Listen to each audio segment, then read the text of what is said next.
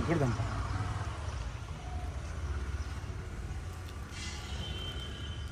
So జనరల్గా అయితే ఇది ఫ్లవరింగ్. సో దీన్ని మనము స్టార్టింగ్లోనే తీసేసుకుంటే కొంచెం ఏంటంటే దానికి గాలి వెళ్తారు ఎక్కువ వచ్చి కొంచెం పెద్దగా అయ్యే ఛాన్సెస్ ఉంటుంది.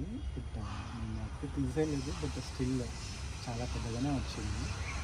సో సెకండ్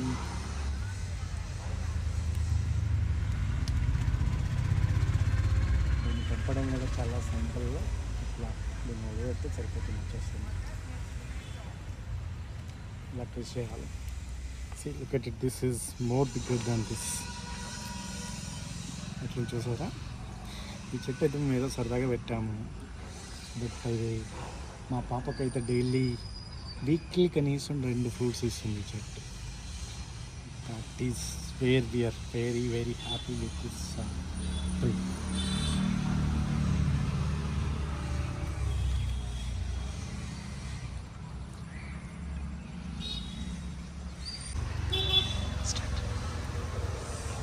సో ఇది మేము ఇలా పెట్టిన తర్వాత ఫస్ట్ ఏమనుకున్నామంటే మేము అది మామూలుగా మన అగ్రికల్చర్ ఫామ్లో వేసినట్టుగా ఒక పువ్వులు తీసుకొచ్చి దానికి ఇలా రెక్టాంగిల్ షేప్లో సంథింగ్ ఏదో ట్రై చేద్దాం అనుకున్నాను. కాకపోతే ఏంటంటే సరే చూద్దాం ఇది కలిసరికి ఏంటి అన్నట్టుగా మన దగ్గర ఈ సలాకాలు ఉండే ఈ రాడ్స్ తోటి పక్కన వెల్డింగ్ షాప్ ఉంది, ఇలా కొట్టించేసి వాళ్ళకి ఇలా అటాచ్ చేసాం. సో ఇప్పుడు ఇది చూసే కనుక ఇది ఆల్మోస్ట్ ఫామ్లో వచ్చినట్టుగానే చాలా పిలికలు వచ్చేసి గుబురుగా అయిపోయేది. ఇది ఆల్మోస్ట్ మాకు ఇప్పుడు జూన్ నుంచి కాయలు రావడం స్టార్ట్ అయింది. ఇప్పటికీ కూడా కంటిన్యూగా వస్తూనే ఉన్నాయి. ఇప్పటివరకు ఆల్మోస్ట్ ఒక 20-25 ఫ్రూట్స్ వరకు తిన్నాం.